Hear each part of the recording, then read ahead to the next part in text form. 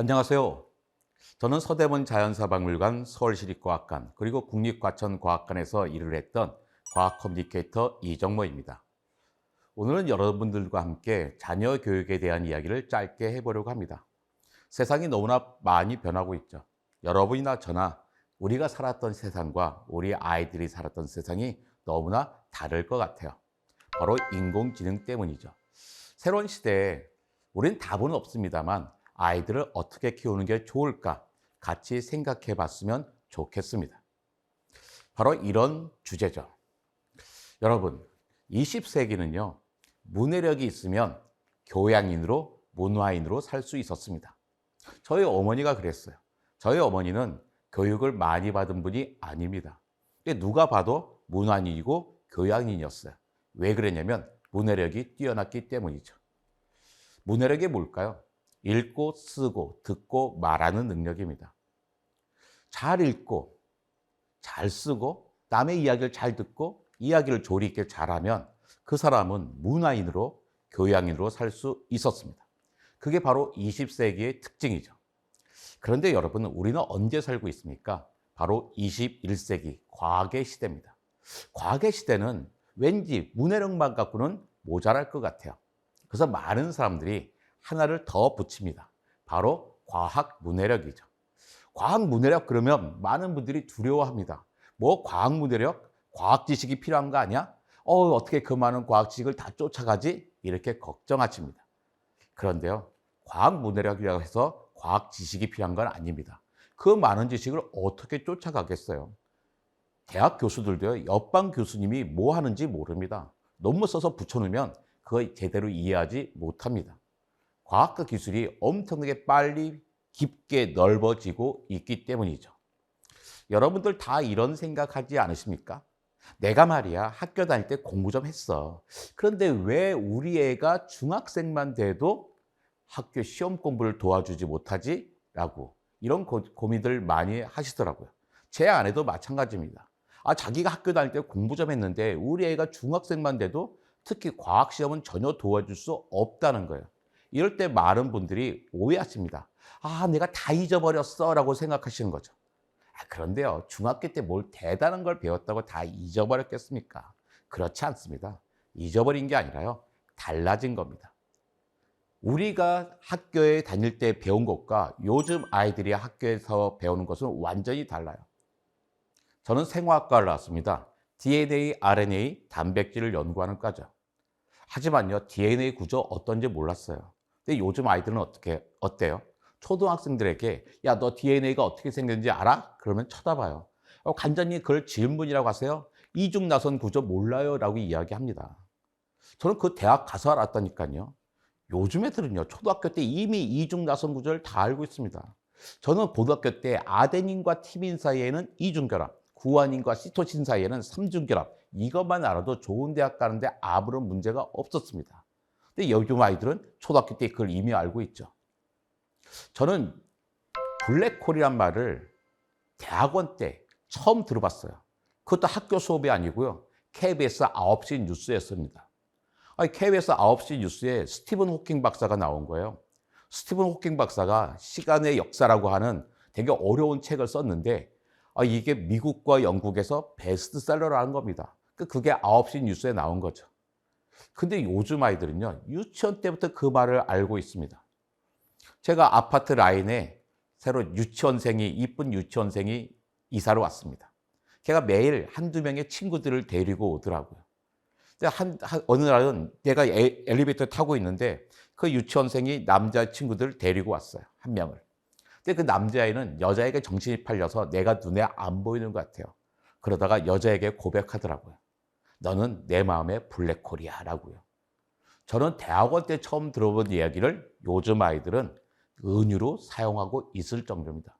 과학과 기술이 되게 너무나 많아졌어요. 자, 2019학년도에 오답률이 제일 높았던 국어 문제입니다. 바로 이 31번 문제였죠.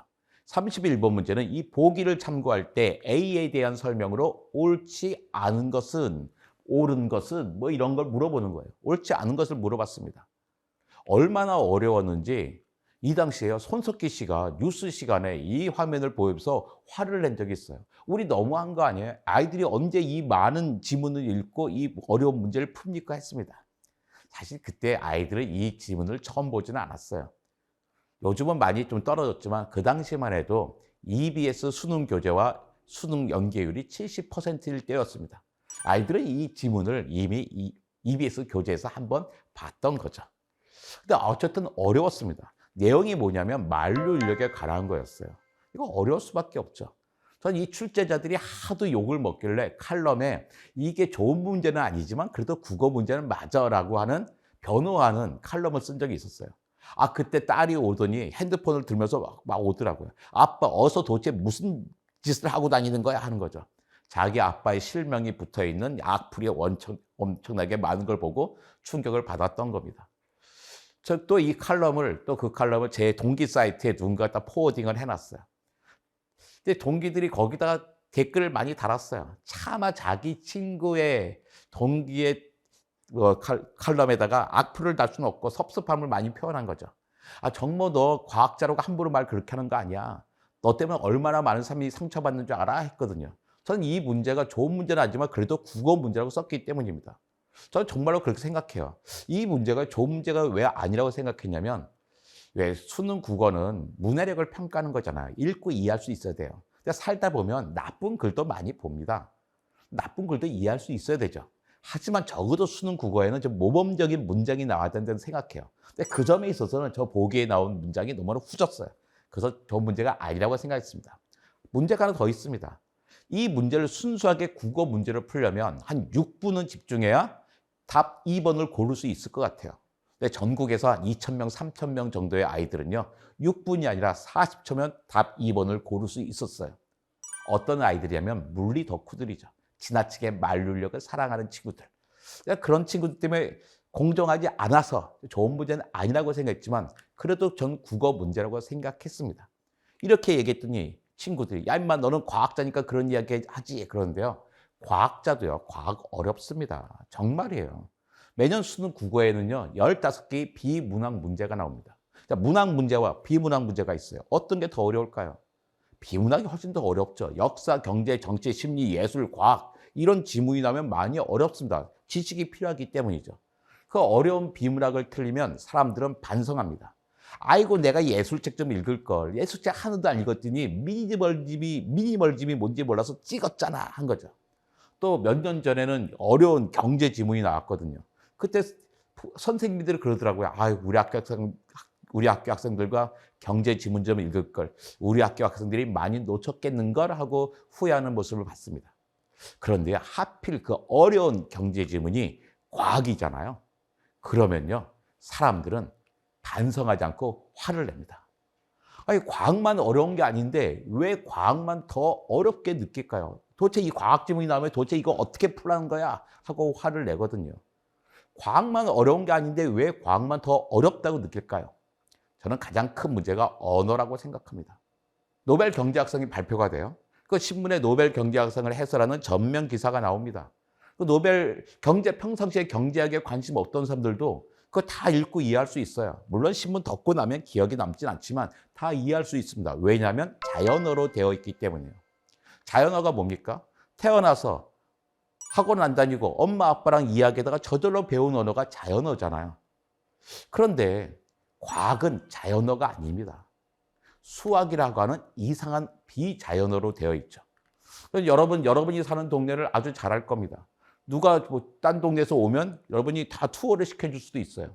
근데 만약에 어떤 태국 관광객이 여러분 동네에 왔습니다. 그 태국 가이드가 태국말로 막 설명해 주고 있어요. 여러분은 그 말 알아듣습니까? 그 지역을 잘 알아도 이해하지 못하잖아요. 바로 언어가 결정적인 거죠. 근데 과학은요, 자연어가 아니라 수학이라고 하는 이상한 비자연어로 되어 있습니다. 예를 들어서 이런 화면을 보여준다고 합시다. 사람들은요, 상당히 많은 사람들이 벌써 화를 냅니다. 뭐야, 어떻게 되는 거야? 싸우자는 거야? 하죠. 이 그림을 볼까요? 파란 공의 질량은 M1입니다. 초록색의 공의 질량은 M2고. 근데 파란 공이 잡아당김은 F1이고요. 초록색 공이 잡아당김이 F2래요.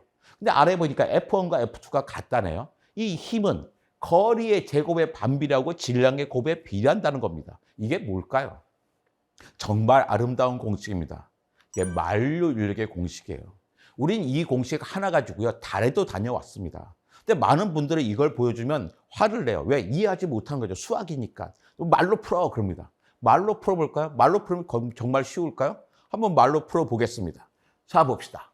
만류 인력의 법칙이랑 블라블라블라 하다가 모든 점들량은 두 점을 가로지르는 선을 따라 다른 모든 점들량을 힘으로 끌어당긴다. 이 힘은 두 상호작용하는 점들량 사이의 질량의 곱에 비례하며 두 점들량 사이의 거리에는 제곱에 반비례한다. 쉽습니까? 더 어렵습니다. 과학은 과학의 언어로 풀어야지 우리의 일반 자연어로 풀면 어렵단 말이에요. 더 어려워요. 그래서 어떻게 해요? 전 세계 아이들은요, 똑같은 그림으로 만류 인력을 배웁니다. 바로 이 그림이죠. 다 알아요. 이 떨어지는 나무가 무슨 나무일까요? 사과입니다. 여기 서 있는 저 서양 남자는 누굴까요? 바로 아이작 뉴턴이죠. 전 세계 어린이들은 떨어지는 사과나무 밑에 누가 서 있어요? 아, 그 사람 아이작 뉴턴이고 넌 뭘 배웠니? 네, 저는요, 만류 인력을 배웠어요 라고 이야기합니다. 근데 여기에 만류 인력이 들어있나요? 없습니다. 왜요? 우리는 수학이 이 안에 들어있지 않기 때문이죠. 중학교 가서 F는 MA라는 걸 배운 다음에야 우리는 물리학을 이해할 수 있는 거죠. 제 큰딸아이가 초등학교 때 백화점이 하는 2박 3일짜리 과학 캠프에 갔다 왔어요.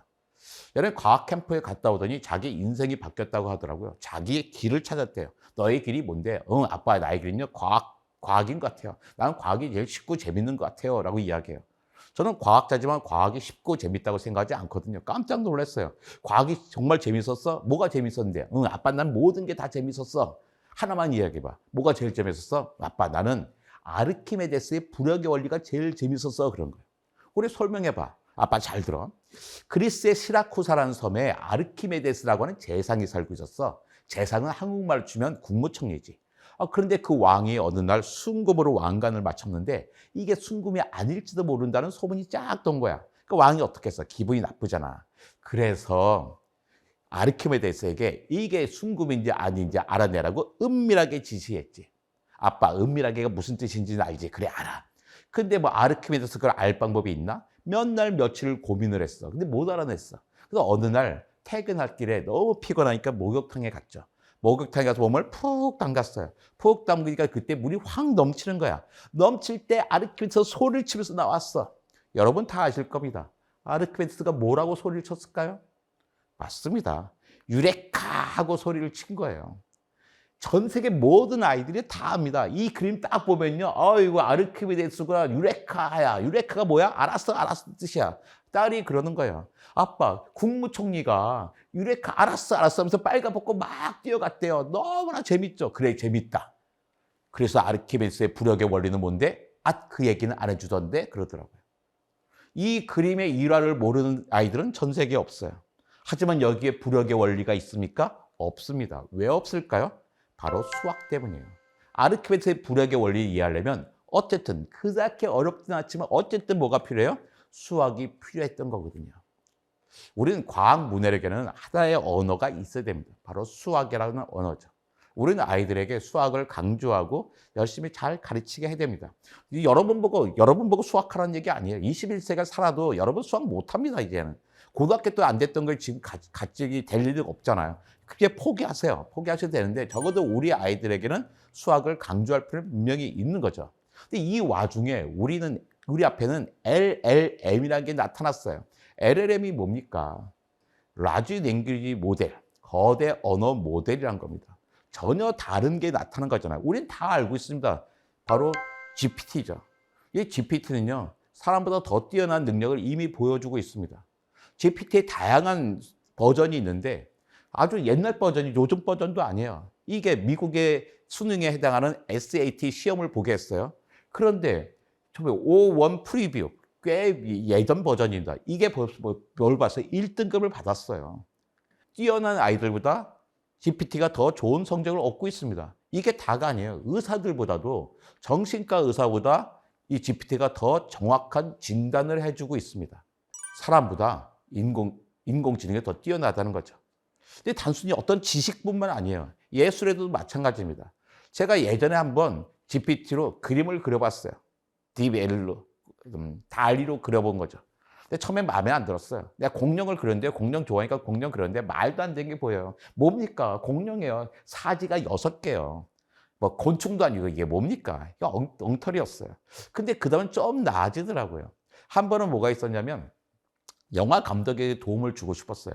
영화 감독들은 대본만 쓰는 게 아니라 각 장면에 대해서 장면을 그림으로 그려줘야 됩니다. 그래야지 영화 감독들이, 카메라 감독이 어떻게 찍을지를 보잖아요. 그래서 한번 잘 될까 해봤어요. 근데 뭐 해봤냐면 그 킹콩 있잖아요. 킹콩이 엠파이어 스테이트 빌딩 가서 와악 하고 있잖아요. 그것을 킹콩 대신 티라노로 해봤습니다. 괜찮게 그렸어요. 근데 그 중에 하나는 이게 뭐예요? 이거는 엠파이어 스테이트 빌딩이 아닌 거잖아. 이런 데 올라가는 것들이 있었어요. 하지만 괜찮게 그립니다. 왜 그렇게 가능했을까요? 킹콩이라는 것도 데이터가 엄청나게 많고 또 티라노도 엄청나게 많기 때문이죠. 잘하는구나 했어요. 그렇다면 데이터가 없는 건 어떨까? 어떤 걸 안 갖고 있을까요? GPT가. 바로 우리 가족이겠죠. 그래서 2016년에 찍은 우리 가족 사진을 주면서 이것을 GPT에게 그 달이라는 프로그램에 연동되어 있거든요. 그려보라고 했습니다. 근데 이런 식으로 그려요. 이게 뭐예요? 아까 전혀 똑같지가 않잖아요. 그래서 얘는 또 어떤 걸 많이 갖고 있을까? 그래? 그럼 아마도 고우의 그림은 잘 알 수 있지 않을까? 해서 고우의 그림처럼 그려달라고 그랬어요. 그런데요, 엉뚱하게 그립니다. 분위기만 고우해요. 저는 아들 없어요. 무슨 미친 가족도 아니고, 하고 이게 뭡니까? 이때가 언제예요? 2023년이었습니다. 그림이 쉬운 건 아니었죠. 2025년 됐습니다. 2025년에 아마 여러분 다 해보셨을 겁니다. 지브리 품 그림 한번 난리가 났었잖아요. 그래서 이게 나도 했대 한참 인기가 있길래 나도 한번 해봤어요. 그리고 예전에 실패했던 게 바로 이 고우풍이었잖아요. 똑같은 사진을 주고서 요번에 2년 후에는 고우풍으로 그려봐 했더니 제법 고우풍으로 제대로 그립니다. 그래? 마음에 들었어요. 그러면 남들이 다 하는 뭐 있어요? 지브리 풍과 피카소 풍으로도 해봤죠. 마음에 듭니다. 이 정도 되면 미야자키 하야오 감독이 정말 분노할 만하네 라는 생각이 들었어요. 근데 제 딸이 화가입니다. 화가들에게 물어봤어요. 야, 너희들은 어떠냐? 그랬더니 자기도 전 세계 그 화가들이 이것 때문에 난리가 났다는 거 서로 해본답니다. 근데 요즘은 K컬처가 인기잖아요. 외국에 있는 화가들도 한국 그림처럼 막 하고 있다는 거예요. 그래서 저도 생각이 났어요. 내가 아는 한국 화가는 뭐 김홍도, 신유복 정도밖에 없어서 우리 가족 사진을 주고서 야, 김홍도 풍으로 해봐 그랬습니다. 잘 그려주는 것 같지만 되게 안타까웠어요. 뭐가 제일 문제입니까? 제가 치마 저고리를 입고 있습니다. 아직까지도 여기에 대한 정보가 많이 없구나 생각했던 거죠. 그래서 또 제 사진을 보여주면서 아무 얘기도 하지 않고 이 인상만 가지고 4컷짜리 만화를 그려볼래? 라고 그랬어요. 근데 괜찮았어요. 여기 보면 쫙 이 그림을 그려줍니다. 세상에는 어려운 일이 많을 거야. 하지만 잘 되겠지. 모든 건 다 유의되어 잘 될 거야. 이렇게 얘기해 주는 거예요. 마음에 들었지만요. 문제가 있었어요. S가 2개 하나야 되는데 이게 2개가 나온 거잖아요. 내가 지적을 했습니다. 야, 너 영어도 제대로 못하니 S 하는데 왜 2개를 썼어? 그랬어요. 그러면서 S 하나를 줄이고 다시 그려줘 했더니 기분 상했는데 잘 안 해주더라고요. 그래서 뭔가 따로 해줘. 그럼 지브리풍으로 하면 다시 해줄래? 했더니 지브리풍으로 그려주긴 했지만 자기가 아예 대사를 간단한 영어로 바꿔버리더라고요. 그 딸에게 물어봤습니다. 외국 화가들이 저래 한국 화가의 제일 멋져 하는 게 뭐야? 그랬더니 이걸 보여주더라고요. 윤두서 자화상입니다. 윤두서 자화상에 대해서 외국 화가들이 그렇게 신비감을 갖는데요. 이거 많이 한대요. 외국 화가들이 윤두서 자화상풍으로 그림을 막 그린다는 거죠. 그래? 그럼 나도 이미 데이터를 많이 갖고 있겠네 하면서 내 사진을 주고서 이걸 윤두서 자화상풍으로 그려줘 했더니 제법 근사하게 그려줬습니다. 자, 이제 인공지능이 많이 갖고 있다는 거고요. 그럼 실용적으로 어떻게 씁니까? 요즘 대학생들이 GPT 갖고 숙제 많이 합니다. 첫 해 나왔을 때는요. 이제는 GPT 나온다면 리포트 못 내서 F 받는 학생들은 없어요. 어차피 뱉어주니까 내면 됐습니다. 첫 해는요. 무조건 제출만 해도 C-는 받을 수 있었습니다. 지금 그러나요? D-도 못 받습니다. 왜? 전 세계 모든 사람들이 다 사용하고 있기 때문이죠. 2025년 5월에 한때 미국에서의 GPT가 다운된 적도 있었어요. 그때가 어땠냐면 미국의 모든 학생들이 리포트를 제출해야 될 때예요. 다들 거기에 매달렸으니까 GPT가 감당을 못한 적도 있었던 거죠. 근데 지금은 GPT를 쓸 때와 안 쓸 때 차이가 어떨까요? 옛날에는요, 글 잘 쓴 사람과 못 쓴 사람 차이가 요만큼 났어요.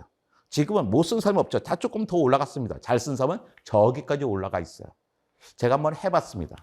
제가 1년 동안 경향신문에 멸정열전이라는 글을 연재한 적이 있어요. 일단 한 번, 2주에 한 번씩 하는데, 한 번은 코끼리 새라는 주제를 잡았는데, 이걸 쓸 때 한 번 해봤습니다. 그 GPT하고 얘기하죠. 난 이런 주제를 갖고 글을 쓸 거야. 이런 내용이 있으면 좋겠어. 너 한번 구조를 잡아볼래? 구조를 쫙 짜주더라고요. 근데 구조가 유치했어요.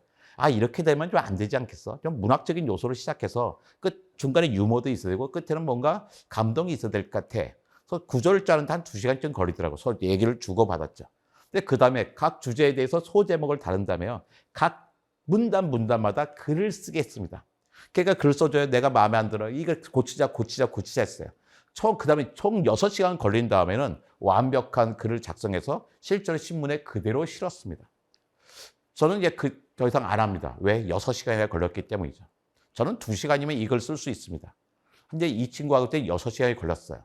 자, 저는 작가입니다. 작가니까 돼요. 하지만 모든 사람들이 신문에 전면 기사를 쓸 때 6시간에 쓸 수 있을까요? 6시간이 아니라 6일이 걸릴지도 모릅니다. 이 이야기 뭐냐면 모든 사람들이 글쓰기의 장벽이 낮아졌다는 겁니다.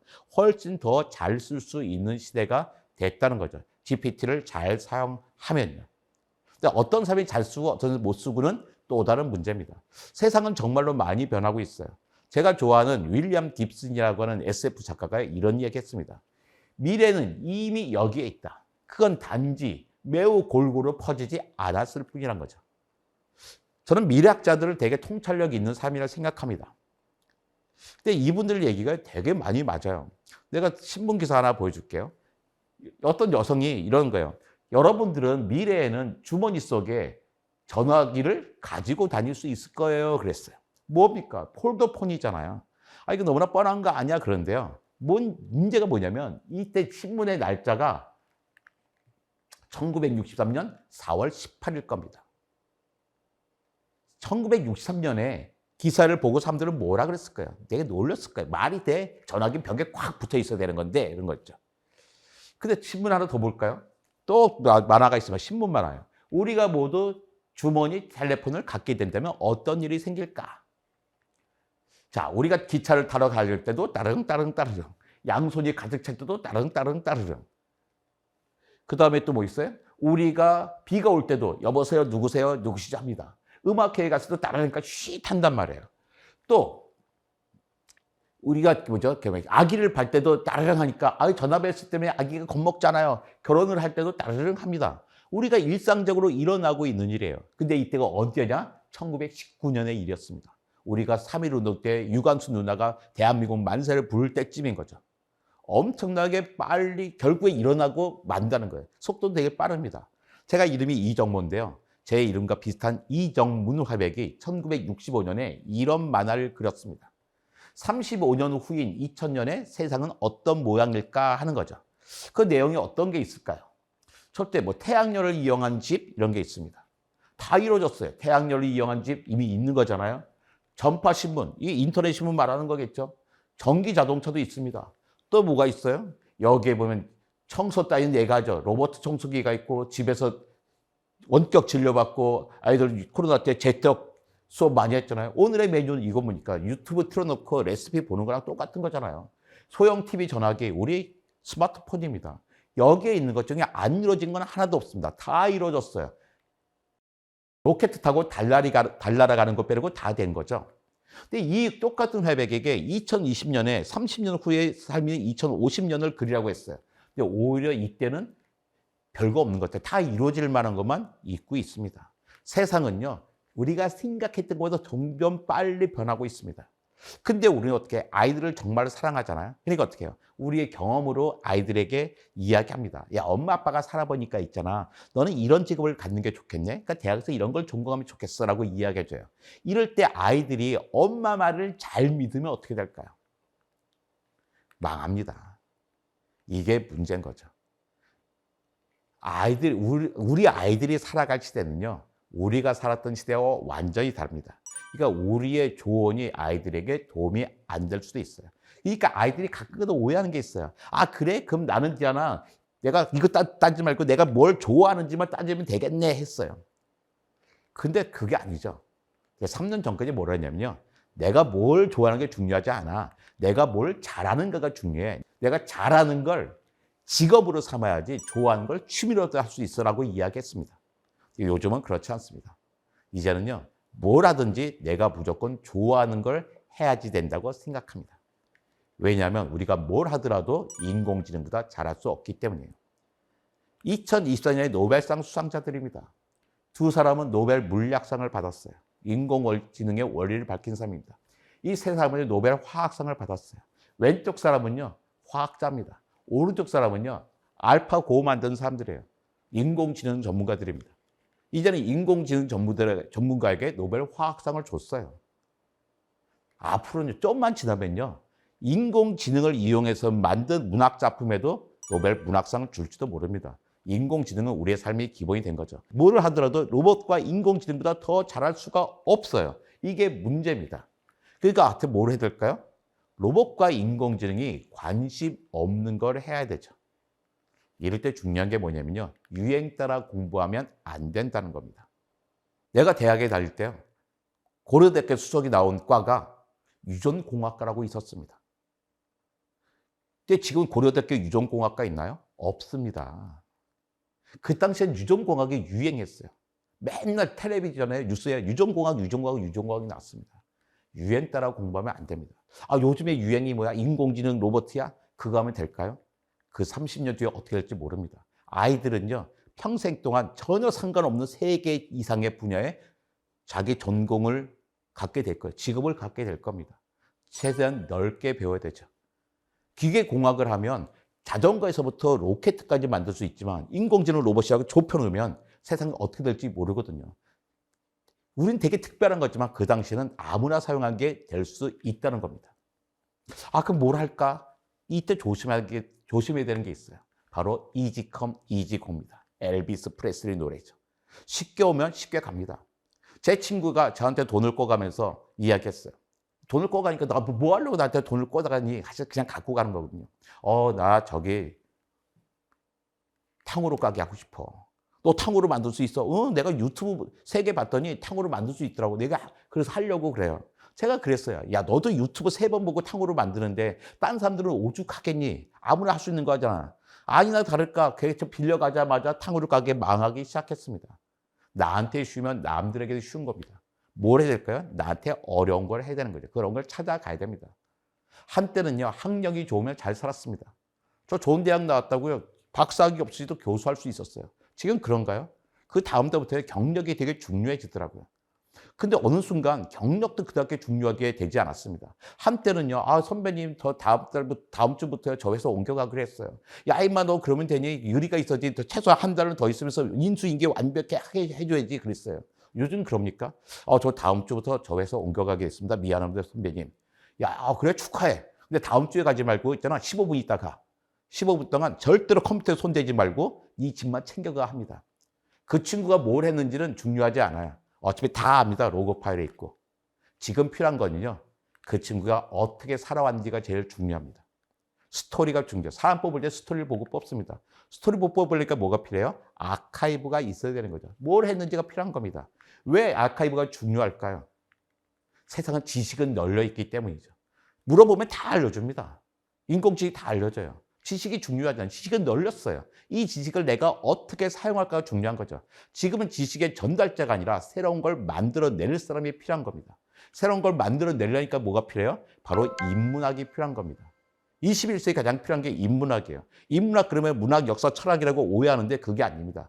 중세 대학이요. 2년제 인문대학이었습니다. 2년제 인문대학, 유니버시티를 졸업하고 나면 2년제 직업학교를 갔죠. 로스쿨, 메디컬 스쿨을 갔습니다. 그러니까 인문대학에서 뭘 배웠냐? 1학년 때 배운 과목이 3과목입니다. 문법, 수학, 논리학. 요즘 대학을 치면요. 글쓰기입니다. 결국 국어인 거예요. 2학년 때 배운 과목은 음악, 산수, 기하, 천문이었습니다. 음악은 악기 다루고 노래하는 것도 있었지만 기본적으로는 수학이었습니다. 이 얘기 뭐냐면 1학년 때는 국어를 배우고 2학년 때는 수학을 배우는 두 가지 언어를 배우는 게 중세 대학의 인문학이었다는 겁니다. 우린 다시 여기로 돌아갈 시대가 된 거예요. 자기 인생을 계속 여러 번 바꿔야 되기 때문인 거죠. 우리 21세기에는 과학 문해력이 필요하다고 말씀드렸습니다. 이걸 쪼개볼까요? 결국 과학과 문해력은 쪼개지고요. 문해력은 뭐예요? 결국 문학을 이해하는 능력입니다. 자, 과학의 언어고 뭐고 문학의 언어는 뭡니까? 결국 문학의 언어는요, 국어이고 과학의 언어는 수학입니다. 국어와 수학이 가장 중요한 시대가 된 거죠. 그런데 우리가 이 고립돼서 사는 게 아니잖아요. 한 개의 언어가 더 필요합니다. 그게 바로 뭘까요? 영어입니다. 21세기는 국어, 영어, 수학이 정말로 중요해요. 어떤 분이 그러더라고요. 인공지능 시대에는 예전같이 국영수 중심의 그런 교육을 할 때가 아닙니다. 새로운 교육이 필요해요. 그런 말씀을 하시더라고요. 그런 분께 속으면 안 됩니다. 그분은요, 자기는 국영수 잘해요. 어느 때보다 국영수가 더 필요한 시대입니다. 왜? 지식이 널렸기 때문이죠. 국영수를 사용하냐에 따라서 21세기 인공지능의 시대를 살아가는 방법이 달라집니다. 인공지능을 적수로 삼아서 살 수 있을까요? 이겨낼 수 있을까요? 우리는 뭘 하더라도 인공지능보다 더 잘할 수 없습니다. 우리는 인공지능의 적수가 아니라 인공지능을 조수로 삼아야 돼요. 인공지능을 조수로 삼을 때 뭐가 필요합니까? 우리는 언어로 씁니다. 언어를 가지고 인공지능을 우리가 나의 조수를 쓸 수 있는 거예요. 어떤 언어가 필요해요? 그게 바로 국영수인 거죠.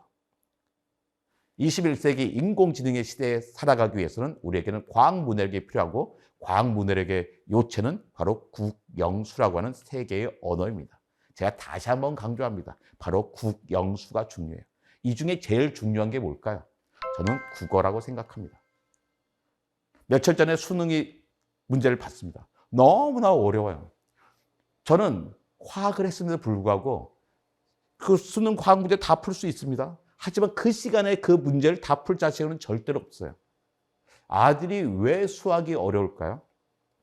국어 문제가 너무나 어렵기 때문에, 국어가 어렵기 때문입니다. 문제를 이해하기 어렵습니다. 그 초등과정 때 우리가 해줘야 될 게 뭘까요? 국어라고 하는 기본 언어를 최대한 잘하게 해줘야 되죠. 국어를 잘해야 수학도 잘할 수 있고 국어를 잘해야 영어도 잘할 수 있습니다. 그럼 국어를 어떻게 잘할 수 있을까요? 여러분 답 다 아십니다. 뭐예요? 책이죠. 책을 최대한 많이 읽어야 됩니다. 읽고 쓰고 하는 능력이 필요한 거죠. 또 듣고 그걸 말로 풀어내는 능력이 필요합니다. 그런데요, 그럼 어떤 국어책을 읽을까? 어떤 책을 읽게 할까? 이게 많은 분이 고민하면서 또 오해도 하십니다. 그럼 어떻게 해요? 대개 인문서 많이 읽히고 과학책 많이 읽힙니다. 여러분 가슴에 손을 얹고 생각해 보세요. 여러분이 자라면서 인문서, 과학책 어릴 때 많이 읽었습니까? 하나도 안 읽으셨잖아요. 하지만 여러분 훌륭하게 잘하지 않았습니까? 여러분을 강하게 한 힘이 뭐였나요? 문학이었습니다. 저는요, 인문서랑 과학책은요, 어릴 때 적당하지 않다고 생각합니다. 왜냐하면 너무나 논리적으로 쓰여졌기 때문이에요. 논리적으로 쓰였기 때문에 인문서와 과학서를 읽어가지고는 지식은 얻을지언정 독서력을 키울 수는 없습니다. 지식은 널려 있잖아요. 지식은 천천히 얻어도 됩니다. 내가 독서력을 키워야 되는 거예요. 읽는 능력을 키워야 됩니다. 읽는 능력을 키울 때 가장 좋은 책은 문학책이죠. 왜냐하면 문학책은 논리적으로 쓰여 있지 않거든요. 아니 어저께 뽀뽀하고 난리 났는데 오늘 왜 헤어집니까? 그러니까 우린 페이지를 읽을 때마다 그 페이지에 등장하는 사람들의 심리 지도를 그려야 되고 인간관계 지도를 그리고 사건을 또 예측해야 돼요. 한 페이지 한 페이지 넘길 때마다 그 새로운 장면을 생각을 하죠. 마치 창작자의 그 능력을 갖게 되는 겁니다. 우리는 아이들에게는 최대한 많은 문학책을 읽게 된다고 생각합니다. 10권의 책을 읽는다면 저는 6권은 뭐 어린이 청소년 문학책에도 생각해요. 한 권 정도는 시집이 되겠죠. 나머지 3권 갖고 역사도 읽고 뭐 과학책도 읽고 예술책도 읽어 나가는 거죠. 아이들에게는 긴 시간이 있습니다. 아마 교통사고만 당하지 않으면요 140살까지 살지도 모릅니다. 그 아이들이 이 시대를 충분히 살아나가게, 자신 있게 살아나가게 해줄 필요가 있죠. 인공지능을 적수로 삼지 않고 인공지능을 조수로 삼으면서 말입니다. 부모가 해줄 수 있는 게 뭐냐면 바로 이 초등학교 시절에는 자기의 언어로, 바로 우리의 국어로 세상을 이해할 수 있는 능력을 키워주는 겁니다. 그 힘은 저는 문학에서 나온다고 생각합니다. 오늘 여기까지 하겠습니다. 감사합니다.